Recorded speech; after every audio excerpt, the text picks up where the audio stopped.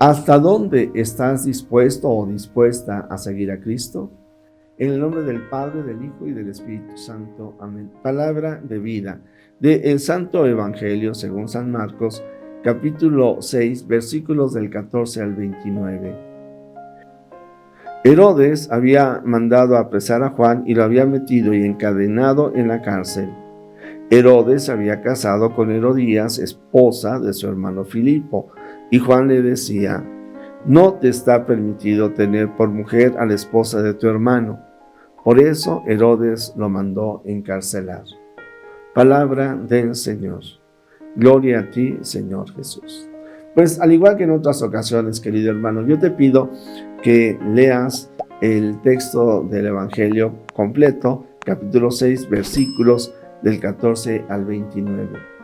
En él se nos habla precisamente de cómo Herodes manda encarcelar a Juan y después lo mandará degollar. Y todo precisamente porque, llevado por la concupiscencia, por la búsqueda de los placeres, por el qué dirán, en medio de una fiesta que él organiza, su hijastra baila, le promete que le va a dar lo que ella le pida. La esposa de Herodes, que como hemos escuchado era esposa del hermano de Herodes, que no quería a Juan, pues le dirá: pídele la cabeza de Juan. Y ya, por una banalidad, un hombre, un profeta, el precursor de Jesucristo, será asesinado.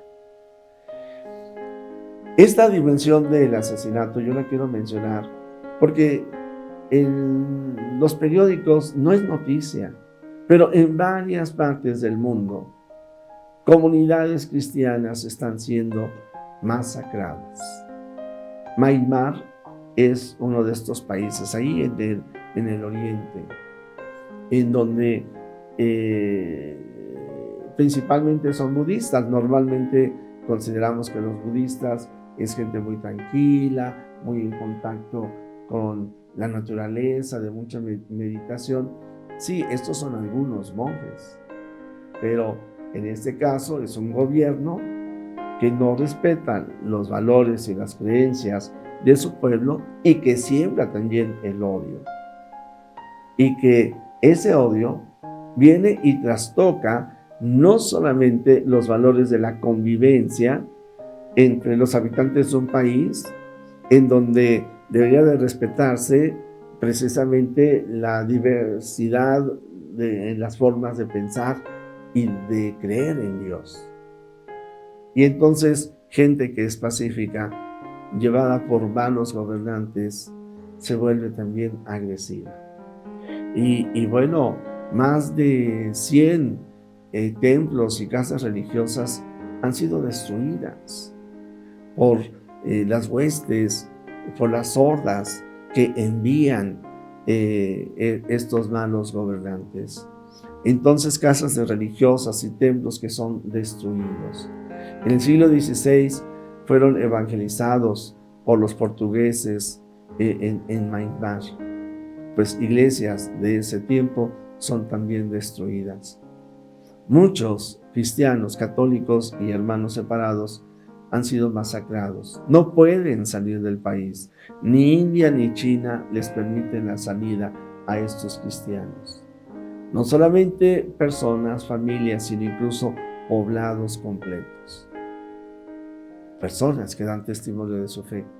Por eso, la pregunta que yo hacía: ¿hasta dónde estás dispuesto tú a dar testimonio de tu fe, de tu amor en Cristo? Cada uno de nosotros tenemos que estar conscientes de que también en nuestro país hay casos extremos. Recordamos la muerte de estos jesuitas hace unos cuantos meses. Todavía no, las autoridades todavía no responden, todavía no resuelven el caso, no han agarrado a quien lo asesinó. Pero en muchos lugares hay muchas iniciativas para conculcar también la fe en nuestro país. Bastaría recordar cómo en diciembre hubo una propuesta para que los nacimientos no se pudieran poner en lugares públicos. Y la respuesta del cristiano es como la del Señor Jesús. No es ante la violencia con mayor violencia, sino definitivamente ante la conciencia de que debemos de promover la paz, a pesar de que seamos agredidos, que debemos de respetar, debemos de ser nosotros los primeros que respetamos las leyes y los derechos de los demás, aunque nuestros derechos no sean respetados. Ciertamente está el caso de los mártires, pero la Iglesia a lo largo de los siglos ha experimentado persecuciones. Y aunque ha habido algunos mártires, y ahí tendríamos esta expresión tan bella, la sangre de los mártires es semilla de cristianos. La verdad es de que esto que podríamos llamar las fuerzas del mal, también están llamadas a desaparecer. Quizás nos toque padecer un tanto la maldad de nuestro alrededor, pero perseverar y dar testimonio nos ayudará a ver los cambios que tenemos que propiciar, con la verdad, con la justicia, con el amor, con el perdón. Construyamos la paz en el nombre del Señor Jesús.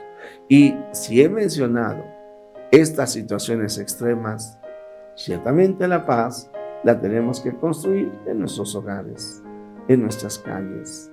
Tenemos que ser incansables en la predicación, en el anuncio de los valores del reino: verdad, justicia, libertad, amor, paz. Tenemos grandes cosas que hacer. Y bueno, pues agradezco los mensajes que nos han mandado Leticia Corona, Néstor Jiménez, Gabriela González, Marcela Gamboa, María del Refugio Espinosa. Hay algunos de ustedes que, bueno, pues ya constantemente nos van enviando sus nombres, ya son de casa, vamos a decir, ¿verdad? Saludos a todos ustedes. Jesús, que todos te conozcan y te amen, es la única recompensa que quiero. El Señor está contigo. La bendición de Dios Todopoderoso, Padre, Hijo y Espíritu Santo, descienda sobre ti, sobre tu familia, sobre México y el mundo entero. Amén.